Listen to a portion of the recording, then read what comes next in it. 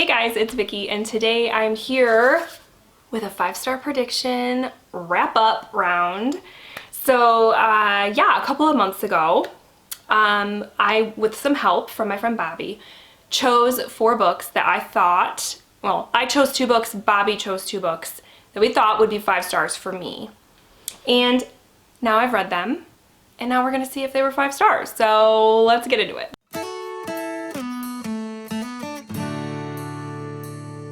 So the first one that I want to talk about is the big one, the biggest of the bunch, and it was one of my choices. And I thought this was going to be 5 stars because this author is amazing to me, and I want to read everything of his because I just really enjoy everything I read of his, and that is Blackwater by Michael McDowell. Like I said, this was a really big book. It's like almost 800 pages.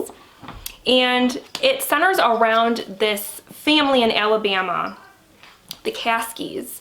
And the book starts in 1919 with this flood that happens, and kind of takes you 50 years through this kind of family's journey, saga, their trials and tribulations, all of that sort of thing, but kind of peppered in there, there's a supernatural element and there's a little bit of horror.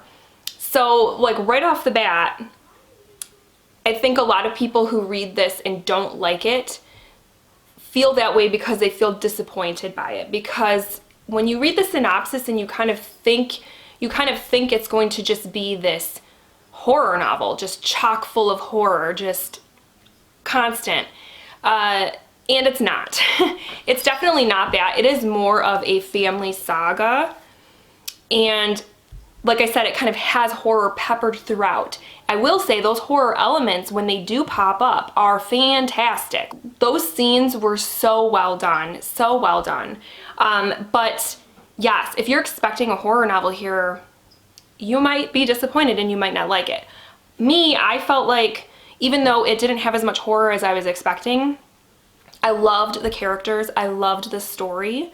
I just loved going on this journey with this family, and I got really invested in them and what they were about. And I think that the supernatural element was also just super cool, just super interesting. And probably my favorite thing though was the writing and the characters. You meet a lot of the members of this family, and they kind of are obviously all intertwined in one way or another. And even because the story takes place in Alabama, like I said, and there's this sort of tie the family has to this river called the Perdido, I believe it was called.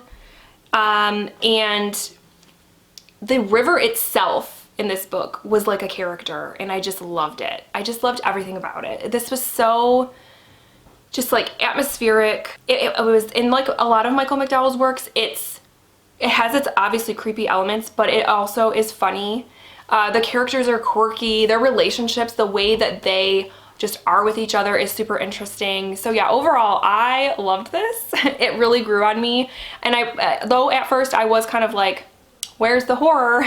I ended up loving this, and I gave it 5 stars. So I just want to let people know though, that if you're gonna read this, just know there's not a ton of horror, and it's not like scary, creepy throughout. But when it does pop up, you will be pleased. You will be pleased. So yes, this was a 5-star book. I loved it. I can't wait to read the rest of his stuff. Yeah, it was great. The next 5-star prediction I have for this wrap up was one that Bobby chose for me, and that was Wilder Girls by Rory Power. This is a YA, is this like technically a horror novel? It's definitely just sort of one of those strange kind of books. It centers around a group of girls who attend school, an all-girls school on this island called, I'm trying to remember what the island, Raxter. The Raxter School for Girls in Maine. And they are on this island and are currently in a quarantine situation because this strange plague has popped up. And so they are quarantined on this island and trying to basically fend for themselves. And the plague is called the tox, that's what they call it, and it was super interesting. My favorite thing about this book was the tox. It was so like creepy, but fascinating and oddly beautiful, because it's like one of those things that affects people differently and just does weird things, and it's just so odd. I loved it. That was the thing that really drew me into this story. I have to say it did take me a little bit to get into the writing style, because there are two perspectives in this book, and so their voices, the way they were written, was a little bit weird for me at first, a little bit hard for me to settle into. So at first I wasn't sure about the writing style, but it did kind of grow on me and I ended up enjoying it. And yeah, this story was pretty cool. It was a pretty cool story, but it didn't end up being a 5-star. It was a 4-star. And I think the reason was, it was mostly because it did take me a while to get into it. There was a romance in here, a bit of a romance in here that I kind of wish they had spent more time on. I wanted more from it, which I know is weird for me to say because I'm usually not a romance person, but I was kind of interested in this relationship and wanted to see it play out more, and it didn't, and so I kind of wanted more out of that. And then this is one of those books that you are not going to get all the answers, no way, no how. But yeah, this was enjoyable, especially I don't read a ton of like YA type of stuff, but I'm glad I read this one. It was entertaining, it was good. I definitely want to read her other book. I can't remember what it's called. It's something about burning the bodies down or something like that. I don't know. This one intrigued me. I want to read the other one by her because it was good. So, and then I always have to mention every time I talk about this book, I just love this cover so much. I know there's a glare, so it's probably, you're not getting there we go, you're not getting the full effect, but this cover is just awesome. So yeah, this was a 4-star read.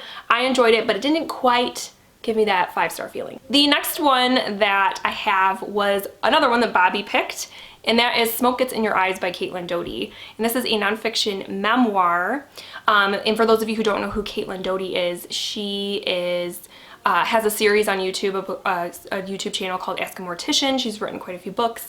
And this is basically her memoir about when she started out working in a crematory in California, and basically how it just sort of changed her perspective on the process of caring for the dead, and also just like on life, because through working with, you know, dead people and their families, she learned a lot about life. And this was everything I was expecting, because I am a fan of Caitlin Doughty's YouTube channel, and so I kind of know her humor and just like her way of explaining things and stuff, and this was exactly what I was expecting, and I absolutely loved it. It was so, like I said, funny at times.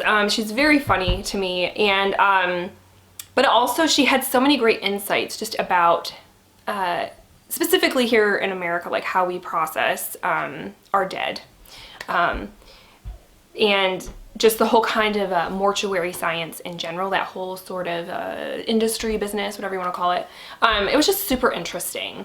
And then she also kind of scatters throughout there talking about her life. She also kind of just gives you little like historical snippets about various death topics, I guess, throughout the world. And it was just super fascinating. Like I loved this book, and I listened to it on audio, and Caitlin Doughty narrates the audiobook.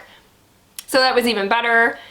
So yeah, I loved this. It was a 5-star book. It's definitely one that I would love to own on my shelves now, because I think I actually would revisit it again. It was very good. So if it piques your interest at all, as morbid as the topic may seem, I find it very interesting and I loved it. So yeah, 5 stars, check it out if you haven't. And then my last 5-star prediction that I'm gonna talk about here was one that I chose for myself, and that is The Year of the Witching by Alexis Henderson.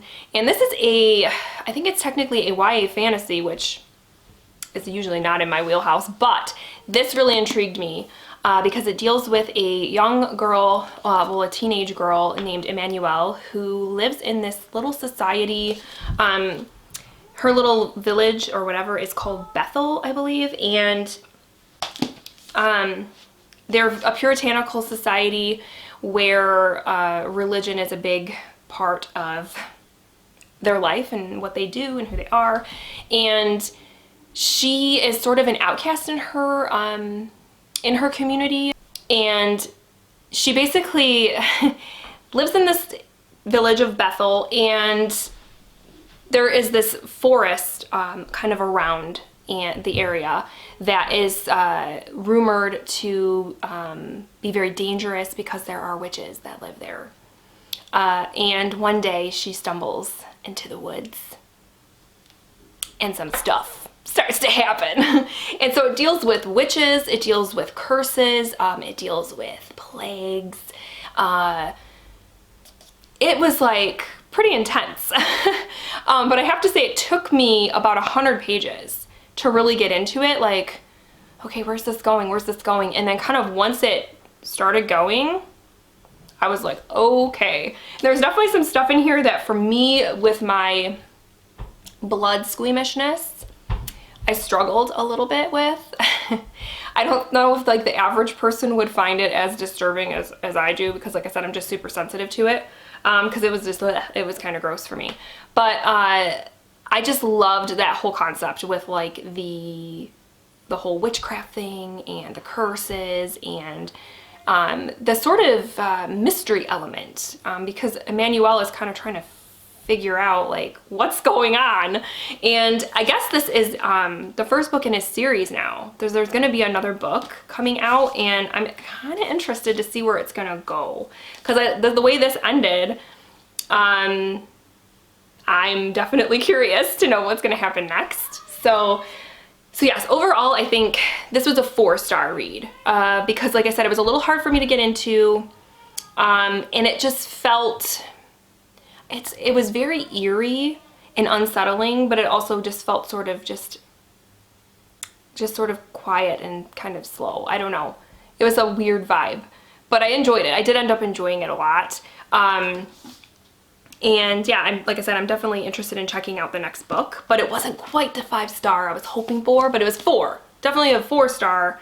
And if this sounds interesting to you, you should definitely still check it out, because it is a great book. All right, guys, so that is it. That is my 5-star prediction wrap up for this round. Not too bad. I had 2 5 stars and 2 4 stars. I think that's pretty good. I'm pretty happy about that. So yeah, let me know down below if you've read any of these books and what you rated them, because I would love to know. And yeah, I guess that's it, guys. I hopefully will be coming at you sometime soon with another round of 5-star predictions, because I really do enjoy doing these. I think it's fun. So yeah, I'll hopefully be coming out with another one of those soon. And yeah, until then, I hope you guys are having a great week, and I will talk with you soon. Thank you so much for watching. Bye.